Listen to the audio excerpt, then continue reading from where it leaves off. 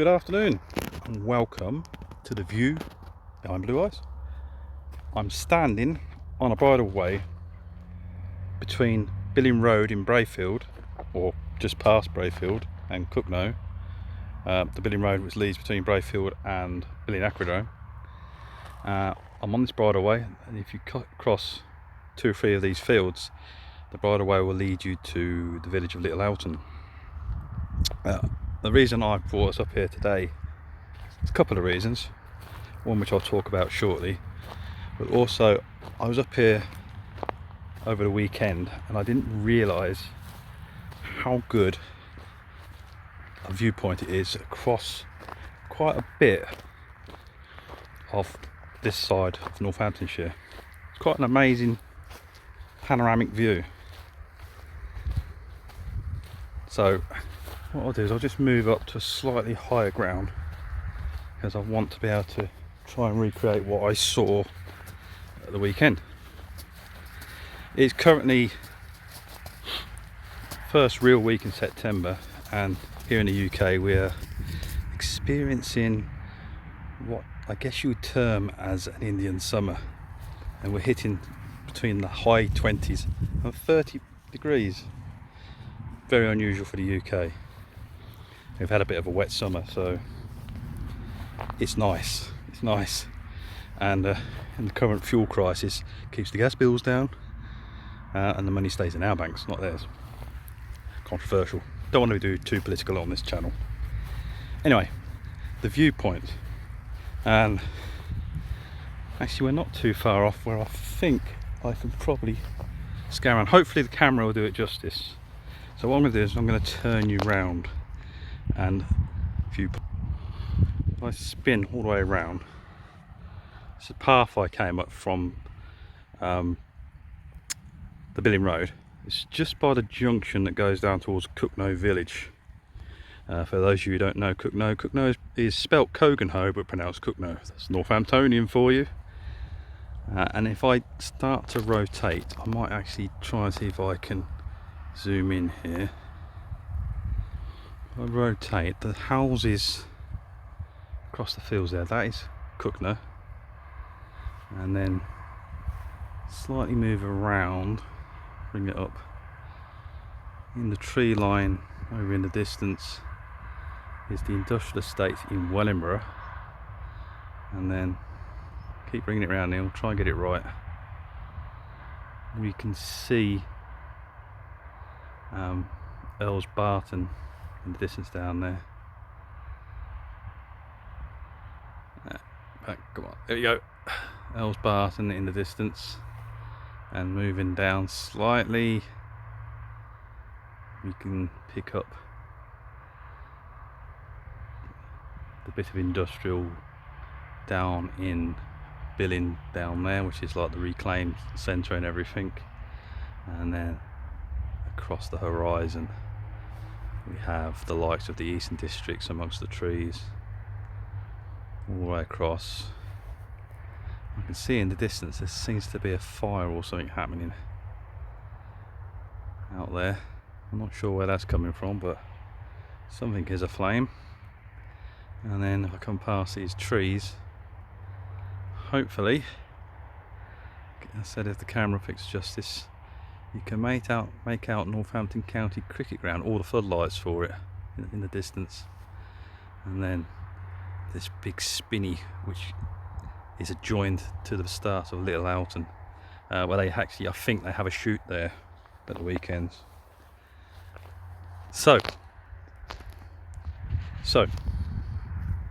wanted to show you that view, but the real reason that I'm doing this video, I am currently about to do, well, I'm not about to, in about 6 weeks, 7 weeks, do a challenge for our local Animals in Need charities. I'm doing it with my employee, and the challenge is that we will be climbing, or should I say walking up Snowdon. Now I'm a slightly overweight early 50s chap who hasn't walked a lot for recently, but I have started walking a lot, and I hear that the mountain is something like from Llanberis, where we're starting out, or Llanberis, if I'm pronouncing that right, where we're starting out, to the peak of the mountain. It's about 9 miles, about 8 to 9 miles. So I have chosen to do this, and that's there and back, so actually it's 18 miles. I haven't even considered the fact that I've got to get back as well. I'm more worried about going up the hill or the mountain, because coming down is all downhill, and I'm sure I'll be alright coming down. But Northampton's not what you would call a particularly mountainous county. In fact, far from it. Yes, we've got our nice sweeping green hills, which is what I've just shown you, but we don't really have mountains to train on for these sorts of things. So I'm actually going to be training, and I've selected it simply because of the length of it, around Pitsford Reservoir, because the route around Pitsford Reservoir, if you walk it, is approximately 7.5 miles, give or take. I think it might be a little bit bigger. And it's got terrain. When I mean it's got terrain, it's got a few dips and hills, and it's track underfoot. It's, you know, so it can be challenging if you're a slightly overweight, slightly over 50 plus guy. So that's where I'll be training. I might take you on a couple of those little training ones. I don't want to do it every week. My intention is to walk that at least once a week, and get myself to a point where I can walk it twice, so I can kind of get near to the 18 miles that I need to get home from Snowdon. And I said the challenge is taking place in about 6 to 7 weeks, I think. I can't remember the exact date. Hopefully it's not going to be as hot as it is here now, even though it is beautiful here. And hopefully I'll survive it. You know, literally a mountain to climb. There's no reason why I won't. I'm quite confident. I can be like a mountain goat when I want to be. And I'll take you on the journey with me. So we'll do a little bit of training, on top of all my other videos which I'd like to bring out. And we'll go to Snowdon. And hopefully we'll do a little video of going up and reaching the summit, and me getting back down and reaching the pub at the bottom, if I'm lucky. Well, that's the plan anyway. Barring any disasters in between now and then, which may put end to those plans. I hope there won't be. I don't believe there will be. I think I'm on target. Anyway, that's basically what I wanted to talk to you about today. So thank you for joining me. What I'm going to do is probably take you for a little walk. Just finish this little walk from this viewpoint. Might head towards Little Houghton. It's a gorgeous gorgeous autumn day. Summer is technically over, even though we're approaching 30 degrees in the sun. There's some nice little bits to see. You know, there's fruit on the trees, and there's nuts and things. Have a look at the fauna. It's that time of year. It's exciting. So let's go and have a little walk. So by walking up this field from Bridleway, which I said about 2-3 fields across, brings you to the Little Houghton path, and you can walk down to Little Houghton. I'm not going to do that today, because that might be one of my videos later on. Visit the Little Houghton, check out the history, the legends and all that might be down there in that village. Happen to know, looking back at the roughly where the cricket ground is in the distance and those line of trees, that over in the distance down there is, well, there's nothing there now but a hill, but that's where originally there was a Mott castle down there called Little Houghton Mott. Not a lot known about it, but that's on my list to visit. And yeah, we'll go and have a look at that one day when we've got nothing else to do. So if I walk along here, we should see what's in the trees. Should see a few things. Should see the fruits and what have you. I suppose if you like making wine, there's the old elderberries appearing on the trees out here. Not really a winemaker. Loaded with elderberries for winemaking. Nice. Nice to see some sloes. You can make some nice gin with that. Yeah, they need a bit of frost, or you stick them in the freezer before you make your gin, just so that it brings the flavour out. Nice. Nice to see the blackberries are coming in as well now. I used to be made to pick well, when I was a kid, I used to probably spend the latter half of my school summer holidays picking many of these into a Tupperware, taking them home for my mother to freeze them, and they would keep us going through the winter. Of course, the rose hip. Birds love that, don't they? And I know you can, well, they make rose hip tea out of this stuff. It's not something I always remember when you pick that open up as a kid. If you got that on your skin, it used to make your skin itch like mad, because we used to use it as cheap itching powder. So we'd sort of drop it down our friends' necks as a laugh, and they'd itch like mad. And then, I'm not sure what they are. Yeah, not sure what they are. They look a bit like sycamore. They look a bit sick for sycamore. I did see a lot of cobnuts down here recently, but I think somebody's already been there and had them. Yeah, you can definitely, if you're that way inclined, make a lot of jam and pies with these. I don't really like the flavour of them that much now. I'll still eat them probably in a crumble or something like that. Getting a nice little crop there. But yeah, I wouldn't eat them as a fruit. I remember my dad making blackberry whiskey with these, and I always found it a bit too sweet for me. And then we'd pick the slows as well, and we'd make slow gin. Yeah, we got a bit adventurous one year, and we actually made cherry vodka, both of which were drank and enjoyed during the Christmas festivity.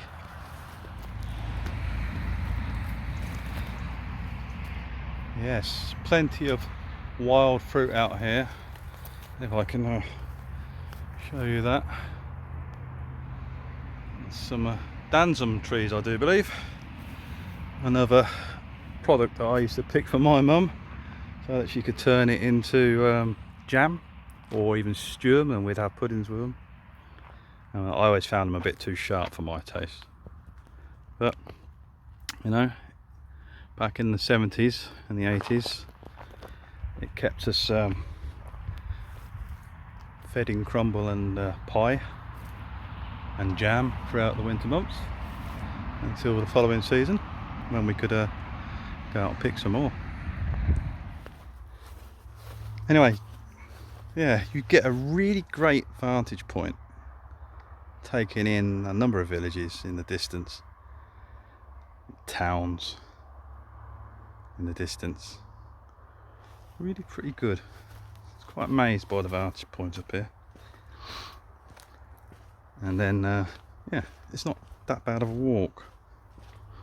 It's nice and peaceful. We can just about hear the cars in the background, but it's still nice and peaceful up here.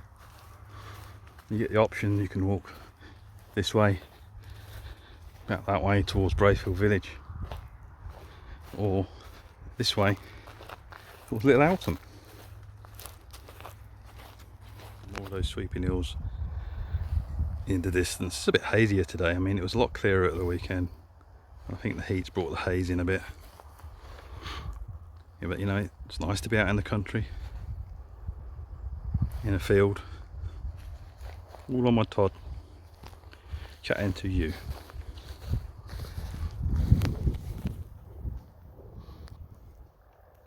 So as I said, Snowdon.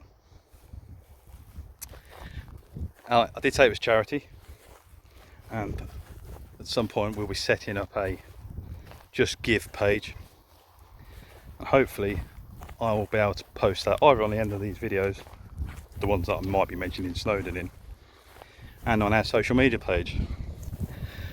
Now, the View Behind Blue Eyes doesn't actually have its own social media page, but Goosey Goes Bananas, which is our family channel, does.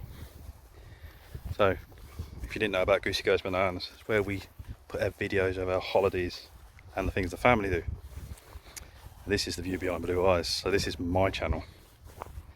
and family don't always like the stuff that I like. History, legends, engineering, trains, planes, automobiles, all that sort of thing. Boy stuff, or big boy stuff. So currently, as I said, The View Behind Blue Eyes doesn't have a social media site, but we'll be sharing Goosey Goes Bananas Facebook page and Instagram page, and I'll put hopefully details to the Just Give campaign on there should anybody wish to make a small donation. Very much appreciate that. I might even change the name of the social page at some point to Goosey Goes Bananas Productions, because this being the second channel, I've already got an idea for a third channel, more of a driving based dash cam channel. It's only an idea at the moment, and it's a long time off, I think. I should be talking about that now. So, just one last look at the panoramic scenery before I wrap this up and go back home.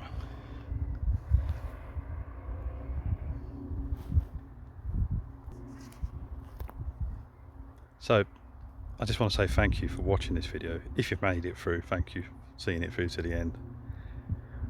I'd love you to subscribe. I'm not going to beg people to subscribe, but if you do like these sort of things, then please, you know, hit the subscribe, hit the thumbs up. It helps out. And yeah, I hope you're having a lovely time in the current climate. And this is The View Behind Blue Eyes, and we'll see you soon. Bye.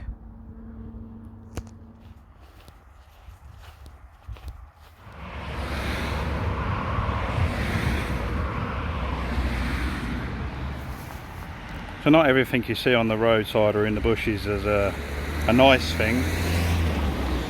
This looks really poisonous, doesn't it? It's called cuckoo pint. I imagine that'd be quite dangerous. So probably shouldn't eat that.